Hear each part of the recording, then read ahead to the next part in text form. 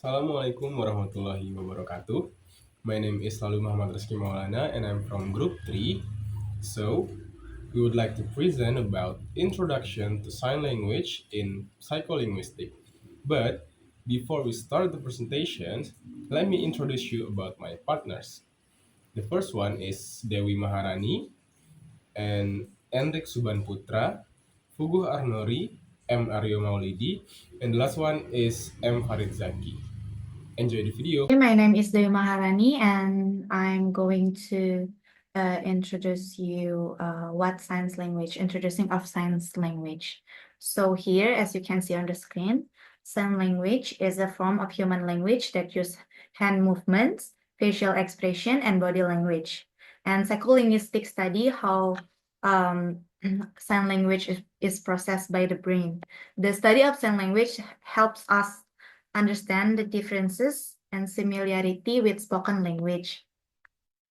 So, language is not just composed of spoken or written words, but can also be expressed visually. The psycholinguistic study of sign language allow us to understand how the brain process language without involving sounds.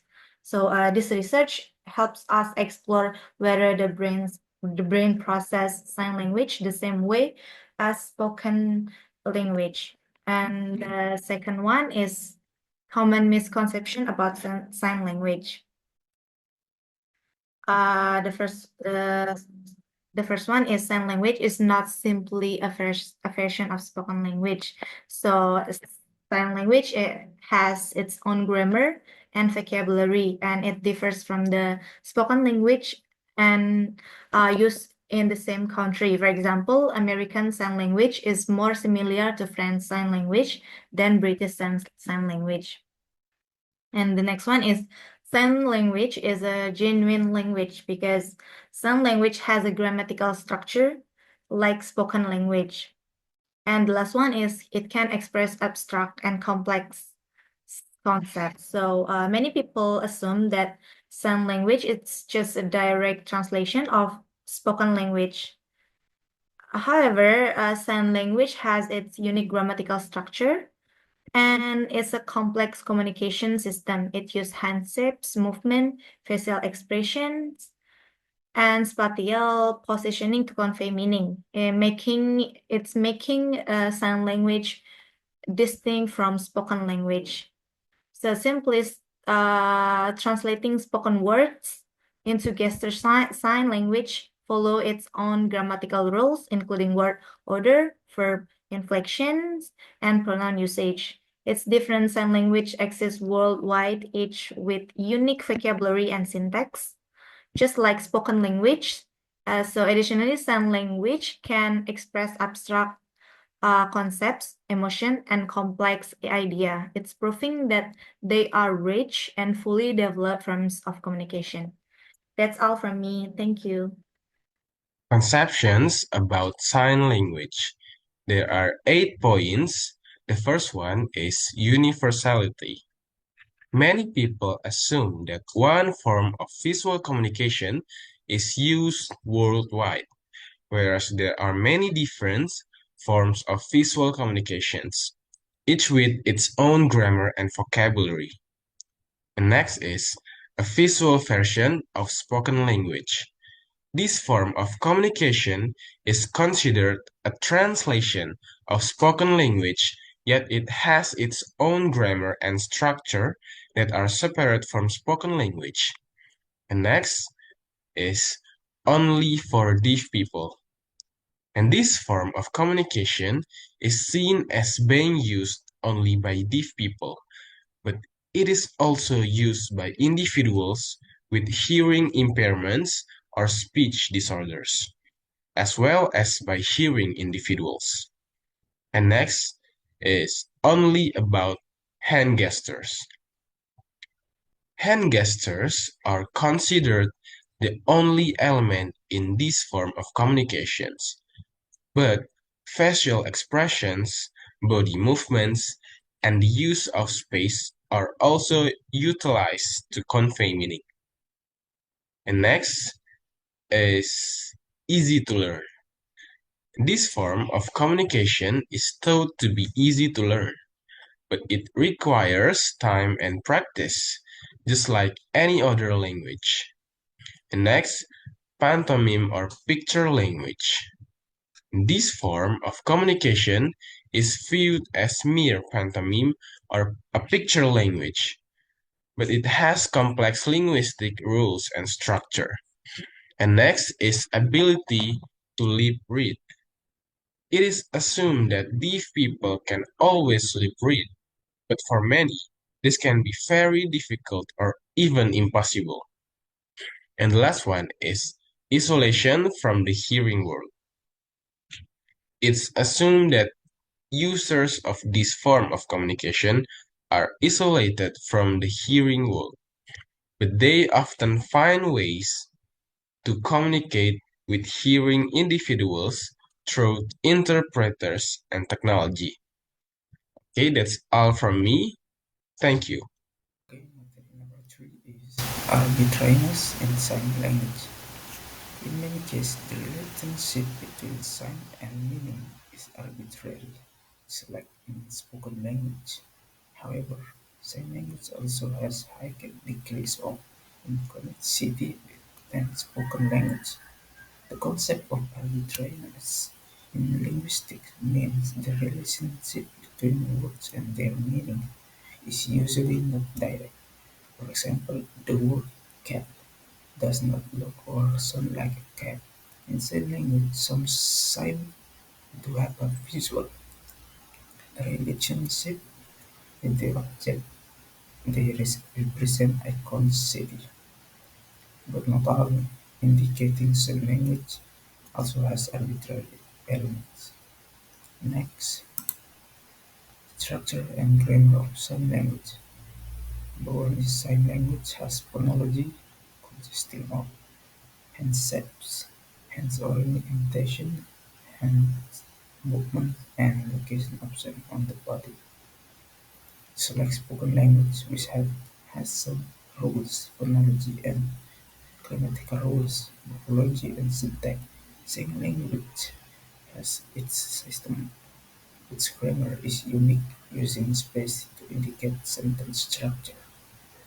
Okay, that's it for now. Thank you. Okay, so I'm here to continue our presentation, and I will explain that is signing with processing. In signing with processing, there have a signer or user of signing with. Signer is also experience production errors similar to speakers in spoken language, and in signing with errors in signing with can include like handship substitution, location error, and movement error.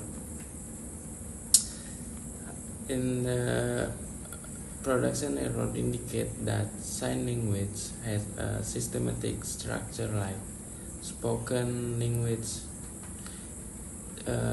This error also provide insight into how the brain plans and produce language. And the next is categorical perception in sign language. Words in spoken language are perceived in certain categories, such as the difference between the sound p and b, b, b. Sign language also has categorical perception for hand shape, orientation, and movement. In spoken language, we do not hear a gradual difference between sounds, but group them into categories. Studies show that sign language user categories similarly, indicating that language processing mechanism might be universal. Okay, so that's it from me. Thank you. Okay, next we will talk about the advantages of iconicity in sign language and processing. Iconicity in sign language aids in word processing, and signs that visually resemble their objects or concepts are recognized faster. That means the many signs in sign language have their elements that resemble their meanings. This can help in language processing. Studies shows the more iconic signs are more easily accessed and understood by sign language users. And next is the use of space in sign language. In spoken language, we use pronouns like he or it. It refers back to something previously mentioned in sign of language. This is done by pointing to the space that was used to represent that concept earlier. Okay, that's all from me. Next. Okay, next about the lexical access in a sing language. So, first about more frequently used sing are recognized faster, similarly to folk language. Um, Sings that are used more frequently are recognized more quickly by sing language users. This is similarity to folk language, where frequently used words are also processed faster by the brain. Uh, Next, about the familiarity and the number of phonological networks. Sing with similar shapes also affect the speed and sing recognition. The level of familiarity, how will the users know the sings, and the number of phonological networks. Others sing with similar shapes also influence how quickly and sing in recognizes. Okay, for example, like if a sings has many similar looking networks, it can make recognition faster or slower depending on the context, because the brain might get confused or might be helped by the similarity. So the last one about the conclusion.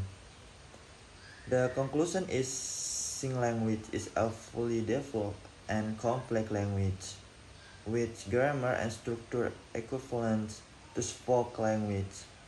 The study of sing language helps us understand both universal and language-specific aspects of language processing, thereby broadening our knowledge of how the brain processes language.